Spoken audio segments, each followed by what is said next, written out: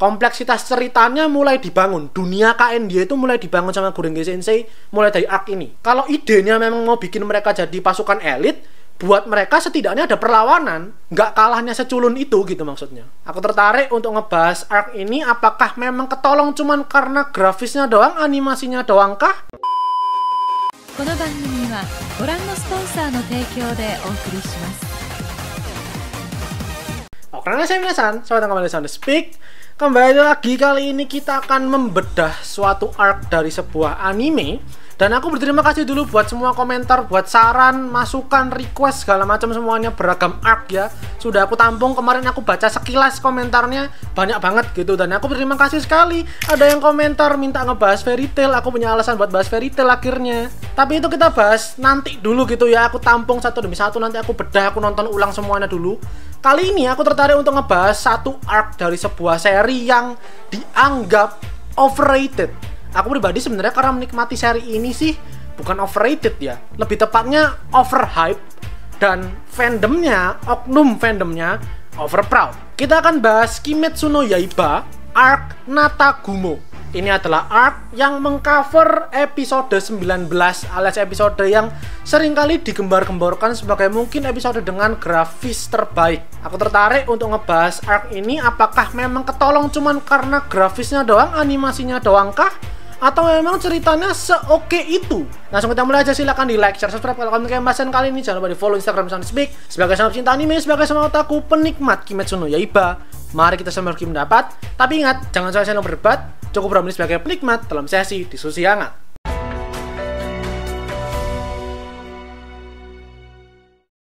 Arc Gunung Natagumo. Jadi ini banyak orang yang kelihatannya nggak ngerti gitu ya. Kalau misal kayak kemarin aku ngebahas Kimeraan, orang-orang tahu nama arc-nya itu arc Kimeraan, nama musuhnya, nama villain-nya Meruem. Tapi kalau arc ini tuh kayak orang-orang lupa gitu. Ingatnya cuman episode 19, Hinokami Kagura. Ingatnya itu terus. Nah, kali ini seperti biasa kita akan coba cari dan membedah kelebihan dan kekurangan dari arc ini. Aku sudah mengumpulkan kelebihan-kelebihan dan kekurangannya cuman satu. Bukan karena sebagus itu sebenarnya, tapi karena aku coba cari orang-orang yang punya pendapat kalau arc ini itu jelek atau membosankan atau punya kekurangan, kelemahan apapun itu tuh jarang, masih dikit. Mungkin ya karena animenya mungkin tidak selegendaris kayak yang sudah aku bahas sebelumnya gitu barangkali ya. Sehingga kekurangannya kalau dari aku pribadi itu cuma satu. Ini sebenarnya dalam membuat narasi cerita fiksi, nggak cuma cerita fiksi lah ya, membuat sebuah narasi dalam membuat sebuah cerita fundamental sekali sebenarnya. Konsistensi. Arc ini itu menunjukkan ketidakkonsistenan Gurenge Sensei dalam membuat cerita Kimetsu no Yaiba. Dimana tidak konsistennya? Menurutku gini, itu para Kisatsutai alias para Demon Slayer Corps itu, mereka itu kan pasukan elit gitu maksudku ya. Mereka diseleksi dulu dengan sebuah seleksi yang nggak tanggung-tanggung gitu maksudnya. Mereka mempertaruhkan hidup dan mati mereka, mempertaruhkan nyawa mereka supaya bisa masuk ke Kisatsutai. Dan jelas latihannya sebelum menjadi anggota Kisatsutai gitu ya. Maksudnya sebelum join, sebelum mencoba seleksi itu kan nggak sebentar juga gitu. Pasti ada waktu yang cukup lama sampai di certain level gitu, di sebuah level tertentu mereka merasa oke nih, aku cukup mampu, aku cukup compatible, aku yakin aku bisa diterima masuk ke Kisatsutai. Berarti kan maksudnya mereka se-elit itu gitu loh maksudnya. Mereka se-oke itu, sejago itu. Tapi di arc ini ditunjukkan matinya cupu, matinya culun. Aku nggak masalah ketika si Murata dan semua squadnya dia itu masuk ke gunung ini kemudian mereka mati gitu aja, bukan itu. Tapi matinya itu culun. Mereka itu organisasi elit gitu maksudku. Kenapa ketika ujuk-ujuk masuk, oke memang musuhnya kuat banget, salah satu iblis bulan, dan mereka juga levelnya level rendah gitu kan, pangkatnya rendah. Mereka juga karakter sampingan yang fungsinya jelas untuk memperpanas cerita aja, menunjukkan seberapa berbahayanya kondisi yang akan dialami Tanjiro. Oke, betul.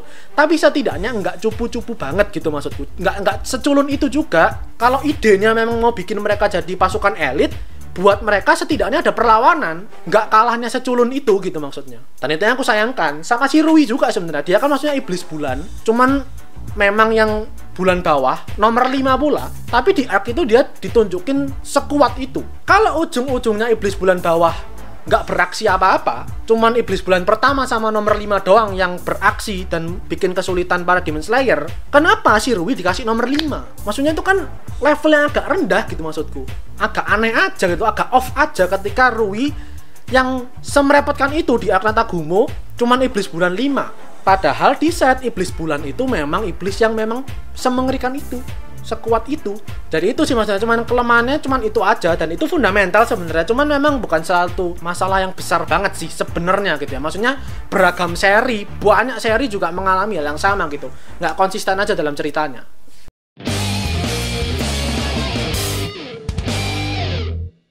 Kelebihannya aku sih ada 3, dan ini aku juga mengumpulkan dari pendapat banyak orang yang meskipun opininya nggak begitu variatif, cuman kalau aku kerucutkan itu ada 3. Pertama, arc ini itu menjadi perkenalan yang baik. Ini arc yang pertama kali ada formasi Tanjiro, Zenitsu, Inosuke. Dan mulai dari arc ini kita ditunjukkan kombinasi mereka bertiga, meskipun Zenitsunya sendirian sih ya. Pokok kombinasi mereka bertiga dalam bertempur seperti apa, kerjasamanya juga seperti apa, bondingnya juga terjadi. Dan potensi dari tiap karakternya ini tadi juga berhasil dielaborasi cukup baik di arc itu. Terutama Zenitsu kan ya. Zenitsu amat sangat menjanjikan dan potensial sekali kelihatan dari arc itu. Di arc ini juga kita tuh diperkenalkan dengan dunia KN dia yang semakin lebih luas gitu maksudku ya. Kayak maksudku di arc sebelumnya itu musuhnya Tanjiro kan kayak bisa dibilang cuman iblis yang levelnya kroco lah bisa dibilang. Dan permasalahan atau ketegangan, konflik yang dihadapi itu nggak seberat dan nggak sekompleks dari arc Natagumo ini sampai nanti tamat ceritanya. Kalau kalian baca manganya kalian akan paham maksudku gitu ya. Mulai dari arc ini tuh mulai kerasa kalau konflik yang terjadi di setiap arc Kimetsu no Yaiba itu nantinya, terutama ketika di season 2 juga, itu nggak sesimpel, nggak sesederhana, nggak se-straightforward itu. Kompleksitas ceritanya mulai dibangun, dunia KN dia itu mulai dibangun sama Gurenge Sensei mulai dari arc ini. Dan itu jadi perkenalan yang baik juga menurutku menuju universe-nya KN dia yang akan begitu luas nantinya. Dan tentu yang terakhir, perkenalan soal Junizuki, 12 iblis bulan. Yang kayak tadi aku bilang, sayangnya iblis bulan bawahnya cuman 2 doang yang beraksi, 4 dibunuh gitu aja. Tapi setidaknya kita ditunjukkan gitu, maksudnya kita udah mulai dikasih lihat kalau iblis-iblis yang ada di level bulan ini mau atas atau bawah itu bakal bikin masalah, memang bakal sekuat itu, bakal semerepotkan itu buat para Demon Slayer. Berkaitan dan sama halnya kayak yang tadi aku bilang, Rui salah satunya sebagai iblis bulan bawah berhasil memamerkan kekuatannya yang luar biasa mematikan gitu maksudku ya. Dan sifatnya dia yang cukup memaksa manusia menjadi iblis dengan dalih menjadi keluarganya dia. Dan tentu nggak cuman perkara kekuatannya aja, kebengisannya aja, tapi juga motifnya dia. Ketika di flashback ke masa lalu, ditunjukkan apa sih permasalahan mereka ketika masih menjadi manusia, dilema apa yang mereka hadapi, masalah hidup apa yang mereka jalani, kemudian apa yang menjadi trigger kenapa mereka berubah jadi iblis dan sekarang menjadi iblis di bawah komandonya si Muzan. Itu semua menguatkan motifnya dia, kenapa dia menjadi iblis yang jahat. Motif itu satu hal krusial menurutku, satu hal yang penting ketika mau bikin sebuah karakter yang bisa ngehook, yang bisa memikat orang, terutama villain gitu maksudku ya.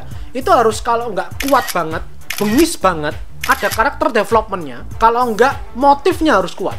Makanya villain-villain kayak Aizen, villain kayak Teach, villain kayak Madara, mereka semua sebegitu ngena bagi banyak orang karena seenggaknya 2 atau 3 dari 4 aspek tadi itu terpenuhi, atau bahkan 4-4-nya terpenuhi. Aizen tuh 4-4-nya terpenuhi menurutku. Jadi memang untuk bisa bikin sebuah karakter villain, atau nggak harus villain gitu maksudku ya, kayak karakter sampingan yang memang bisa dikenang, setidaknya harus ada itu tadi, ada ciri khas, ada identitas yang kuat. Meskipun sebenarnya kalau di kasusnya Rui nggak sebegitu kuat itu sebenarnya ya, tapi sekali lagi setidaknya mulai di arc ini, setidaknya mulai ngelawan Rui, motif kenapa mereka menjadi iblis dan masih menjadi iblis itu mulai ditonjolkan.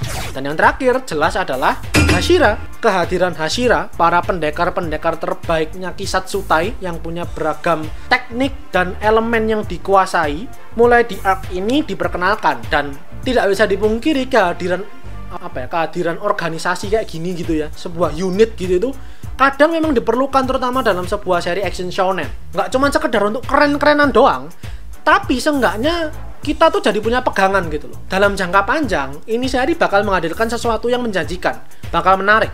Karena kita ngelihat ada satu unit, kelihatannya sangar-sangar, kuat-kuat juga, kita yakin nih, kita tahu kelak nanti mereka pasti bakal showcase, kelak nanti mereka pasti bakal tarung, bakal mamerin kekuatannya. Sehingga karena itu kita punya pegangan lah setidaknya. Dan kehadiran si Shinobu sama Tomioka di sana menurutku menjadi sebuah bumbu yang memperkuat konflik ceritanya sih. Terutama si Shinobu yang kelihatannya menjadi waifu banyak orang.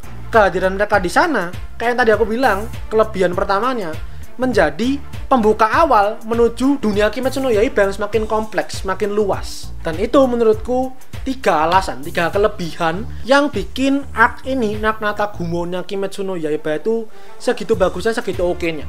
Sekali lagi aku ingatkan, aku bedahnya story wise gitu ya, melihat bagaimana sang kreator, sang mangaka itu menciptakan alur ceritanya, logikanya kayak gimana, tata urutannya kayak gimana, realismenya seperti apa. Semakin mendekati kenyataan, semakin real itu akan semakin bagus. Dan nggak cuman perkara grafis doang gitu, maksudnya kalau secara grafis nggak akan aku singgung lah gitu, maksudnya kita semua sependapat lah gitu, atau karena actionnya atau sifat Tanjiro yang tidak pernah menyerah, bukan perkara itunya. Itu mah penilaian orang-orang di beberapa negara gitu ya, termasuk di negara ini kelihatannya. Begitu ada karakter atau cerita atau anime yang kayak gitu tuh langsung disukai gitu banget. Jadi itu aja untuk video pembahasan kali ini. Gimana pendapat kalian? Apakah kalian sependapat atau enggak? Sebagus itukah memang arc Naknata Gumo? Dinantikan aja untuk arc berikutnya yang sudah kalian minta dan kalian request. Silakan kalau kalian mau request lagi juga nggak masalah, aku tampung ya. Nggak janji dalam waktu dekat, semua akan aku coba kerjakan satu demi satu. Silakan di like videonya. Kalau kalian menyukai pembahasan kali ini, jangan lupa berkomentar, di share teman-teman kalian, dan terakhir jangan lupa di follow Instagram Sound Speak dan subscribe buat kalian yang menikmati lebih banyak konten anime dan manga dari channel Sound Speak. Karena anime dan manga itu yang aku suka dan kalian suka. So I'll see you guys on the next video. Itadashii minasan.